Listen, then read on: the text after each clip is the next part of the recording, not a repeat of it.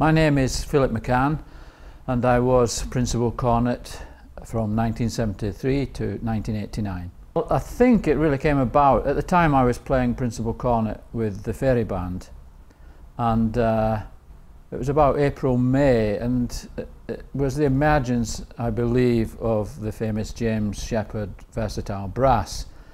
And there was quite a number of players obviously in Black Dyke at that time. And I don't know what the politics were, but it ended up with those same players leaving Black Dyke Band to form James Shepherd versatile brass. And that's when I was approached to come up. So I started with my little town band, which is the happiest banding of my life. People look at me sometimes in amazement when I say that, but as regards the happiest banding, it truly was. And I was 7 years old, 8 years old, and all I can remember is standing on the pavement in the town of Bowness, and the band was walking past, marching past, and I was just standing with my grandfather, and it sticks with me so vividly. And just pulling, oh, I want to play, I want to play. And we went along to Kinneil band room on the Sunday morning and joined the junior band and went every Sunday morning and paid £1 a week or whatever it was to play in the junior band. In fact, the first instrument I was given, it's, well, you know as well as me, that the situation with most local bands, they give you an instrument, and I was actually given a soprano cornet to begin with, but not very long. I was on the B flat cornet, but nobody taught me as such individually. When I started, it was, as I say, the junior band, and I think it was the bass trombone player from the senior band who would teach us every Sunday morning. The usual recipe was some simple marches, but more importantly probably some nice hymn tunes. I don't want to sound arrogant because it's certainly not intended that way, but I think I'm a strong believer, I think, in life with most things. We can teach people. I try to do that today and have done for a number of years, and you can help them be better and you try your best to guide them. But I think there are certain things that each of us are given from wherever you want to believe. So I've not really had that guidance in so far as the technique of the breath control and the expressiveness, etc., and the quality of tone. I think that's mostly given from somewhere. Obviously people have helped. When I was about 13, 14, my parents used to take me through to Glasgow on a Saturday morning to the academy, and the first professional tuition I received was from a man called Enoch Jackson, famous trumpet player of the day, and that was every Saturday morning. That probably started the actual technical aspect of things, but no, I just wanted to play every minute I could from between school and the next day. It was just literally playing, and wanting to play melodies and solos, perhaps too much, I don't know. Black Dyke, even to me, I don't know whether it was because I was Scottish and coming from the Scottish background, it didn't really ring massive bells. You know what I mean? It's like looking at Manchester United, I guess, in banding, but to me it didn't. Obviously I knew it was a good band and a famous name, and I just came and tried to play the best I could and in the way I could. Jeffrey Brand was still involved with the band, but because of his association with the London contest, he wouldn't conduct them at contests just for the initial period. In fact, I'm not really certain he was in favour of me being the next Principal Cornet, to be honest. I think Roy and the band were the people that pushed that through. And I can remember the first engagement was a live Radio 3 broadcast from Cheltenham in the famous music festival.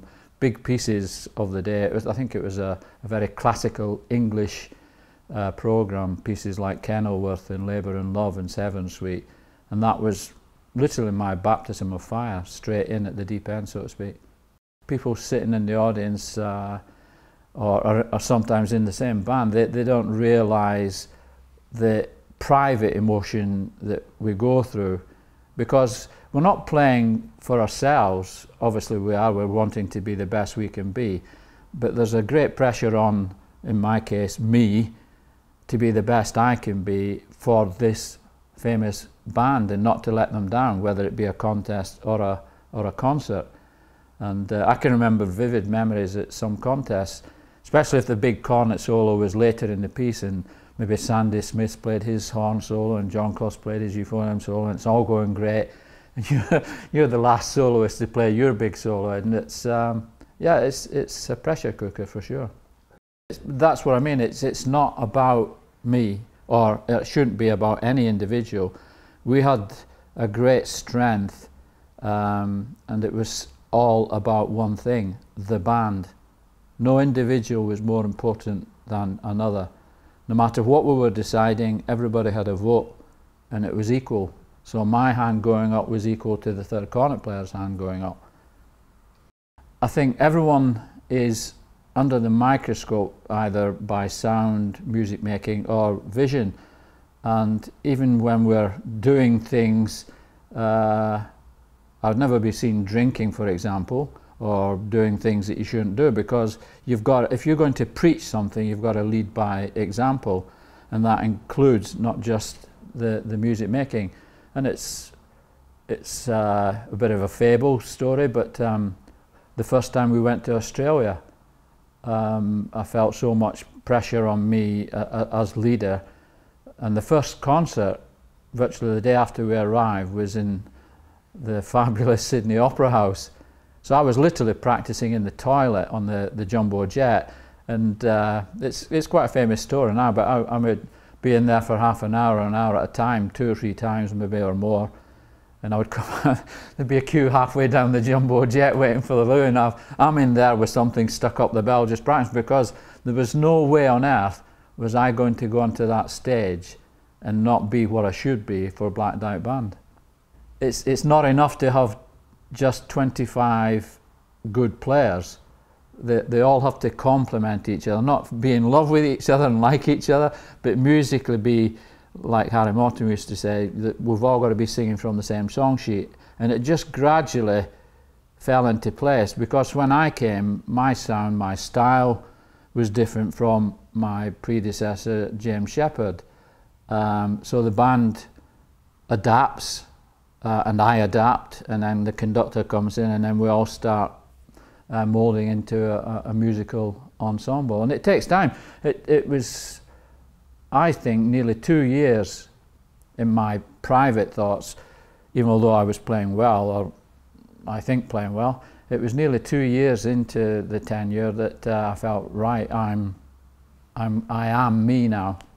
Yeah, well, I come back to my mentor, Harry Mortimer. When I first came across Mr. Mortimer, it was I was just a teenager, but he took me under his wing and continued to do that even when I was playing here at Black Dyke, and he made the comment that you've just said, insofar as that relationship, musically especially, between the conductor and the principal cornet is everything. And it just clicked. It just happened because we did sing from the same song sheet. Everything Major Parts did on stage as well as in rehearsal, apart from his words asking for something, he was literally singing as he was conducting. And I was doing the same, hopefully, to the best of my ability through the instrument. No, there was no question of the demands that made on you and what you were expected to do. I mean, and to this day, people keep re-quoting me, but everything I say to students, etc., is the only place success comes before work is in the dictionary, and it's a fact.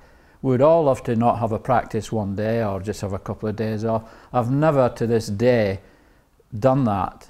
You know, I mean, for me it will always be everything or nothing, and if I stop, I'll stop. But we had a situation where that group of players, and all the time I was here, 15, 16 years, were more or less the same players. If we had one player change in a year, that was a big change. So we all knew if I was playing something, even if it was something new, and I was going to breathe or linger to shape a phrase, people did it and waited for me without talking about it. Very rarely was there a great deal of talking. We had to become familiar with pieces, test pieces or concert pieces. But the other thing is, no one missed a rehearsal, no one missed a concert. I couldn't say, oh, I've got the chance to play a solo concert in Norway. I would have been fired. You had to be in the band and play in the band 110%. I remember one occasion, principal euphonium, before I joined the band, for probably 20 odd years, maybe more, I don't know, John Clough. And we had a concert in Worcester Cathedral. And we were leaving here at 12 o'clock, and he wasn't here, so we left. He had to drive to Worcester, and he was maybe 5 minutes late. We had to drive all the way to Worcester. It didn't matter who you were, there was one rule, and one rule for everybody. Enjoyment, yeah, but there was no backslapping. I mean, we could go to a contest or a concert and play absolutely out of our skins, but there would be, and from my point of view, there might have been the biggest cornet solo in a test piece, whether it's contest music or Sailor's Life, any of those. You don't get Derek Jackson and John Clough patting you on the back and saying, oh, you were brilliant, Philip. They're just, that's what you're there to do. Get on with it. And it was that ethos, that mindset, expectation, and it's pointed out to you. When I joined Principal Cornet, there's always one or two of the people that were there before, and they come up and they'll tell you, this is what's expected, and there's always been somebody in that jacket and on that chair better than you before you. It's like auditioning. Nobody could get into the band without the whole band giving the stamp of approval to that. You couldn't, there was no conductor say, oh, I want him on third cornet and he would be in, or him on second horn, he'd be in. Everyone was auditioned and the band decided, so there was no favoritism, you know, and there was no people coming in that might be a yes man to the conductor or whatever. The band decided who was coming in. There's too many, I think. I think one would certainly be standing up and playing solos in Sydney Opera House. Contesting, I've never been a fan of it. It's a necessary evil in the band movement. So I guess probably the first one with the major Sailor's Life, and perhaps because there was a really big musical, challenging cornet solo, and it went well. But then there's a lot of memories that come from characters in the band that are equally important. I can remember doing the proms with the band. I think one of the first time a brass band was in the proms with Elgar Howarth conducting. And when I think of all the big solos and test pieces I've had to play, and there was a choir also on the stage, and Mr. Howarth said, when we get to the piece with the choir, Philip, will you just play middle C for their pitch? And it's a typical proms audience, so middle C, D, and it's the biggest cheer in my life, I think. The audience, you know, just typical proms audience, and it's things like that stick in the memory as well. It's well, it's a treasure of memories. But I don't think now, and I didn't think then, for sure that I was a fully fledged player. I was still developing. I've only played with 2 or 3 bands properly from a boy at Kinneil. Then I developed when I was brought down as a 14-year-old to play with Yorkshire Imps.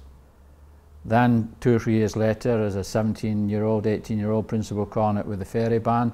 I'm growing all the time. I'm maturing all the time. I'm learning things from people like Norman Ashcroft, Harry Mortimer. I come here. I'm 21, 22, and I'm thinking, great, everything's, but I'm still learning all the time. Even as we sit here talking now, I still don't think I'm developed. I was with Philip Smith just 2 months ago in the National Youth Brass Band and talking, and there was 2 or 3 things that we were talking about, and I thought, wow, yeah, that's a different way to approach things. So if we ever switch off and think we're there, then it's probably time to finish. But there's so many things in hindsight, you know, I mean, there was so many frustrating things at the time with major parts, in particular with test pieces.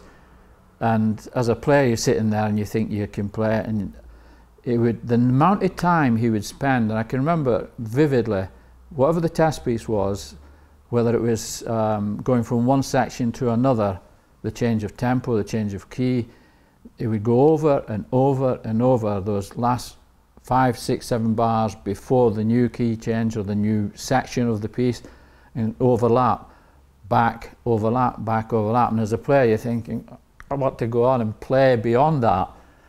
And then the penny drops, because when he put it all together, going from the top to the bottom, and I tried to do the same myself to the best of my ability, it's seamless. But I didn't get it at the time, and he had this magic of presenting the band's performance just as a musical picture. You never felt that there was this section, then that section, then that section. It just one picture seamlessly through.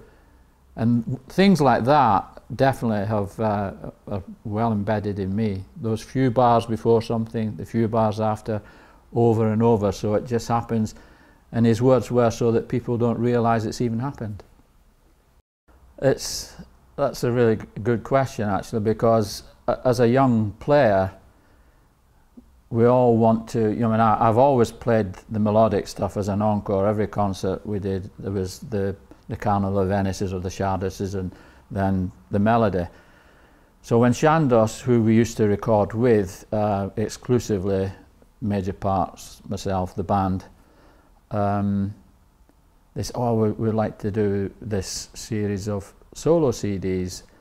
And I was sort of scratching my head, because I thought, just melodies, really? Just you know, you want to play the fancy stuff as well. But they obviously knew what they were doing. And we started the series, Volume 1, and it was just incredible. The other thing, as an instrumentalist, the fact that you had all these wonderful people being invited by Chandos to make super arrangements for you and the band. On the second one, it even included the Academy of St. Martin in the Fields String Orchestra and harpist Skylar Kanga. It was just incredible. And then the penny, again, the penny drops, because all of those things musically were finding their way more easily into Radio 2 and Radio 3 and Classic FM and all that sort of stuff. And literally they were selling thousands and thousands and thousands of CDs. And as you say, even today, 20 plus years on, there's still nice royalties coming through the post. But yeah, it was a big thing. And Chandos had that belief in what they'd already had me play with the band on previous recordings. They obviously had that belief and faith in that direction for me and the band, obviously, in support. The nice emotional spin-offs from that, if nice is the right thing, it's been incredible over the years, still to this day. People who have nothing to do with the brass band movement in any shape or form, where I get letters, emails, saying, well, they've perhaps gone for sad things such as chemotherapy, and they're listening to my music making. I've even had people who've sadly died and left a request with their family, oh, if there's any chance, could you see if Philip McCann would play at the service? And I've done it. I mean, I don't put these things out, but things like that, visited people in hospital and all sorts of things where, and not brass band people necessarily, just people who have latched on and just been touched by those recordings. Oof. Now, I wouldn't say one abiding memory, just one collection and treasured group of memories, and albeit a lot of time, week in, week out, for years and years and years with people, and we'd fall out, we'd have big arguments sometimes, but as soon as we put our uniform on or sat down in the rehearsal room, there was only one goal: making music. And I think I don't think that'll ever be, I'm not saying it's the best band ever or there'll be nothing like it. There's probably bands who can maybe play technically better today. That's always the name of the game for people to compare. But I think as regards performances and musical performances, yeah, I can hear some of those and have a great deal of pride in having worked, if that's the right word, spent the time with people like Major Parts and some of the wonderful players that was in that ensemble.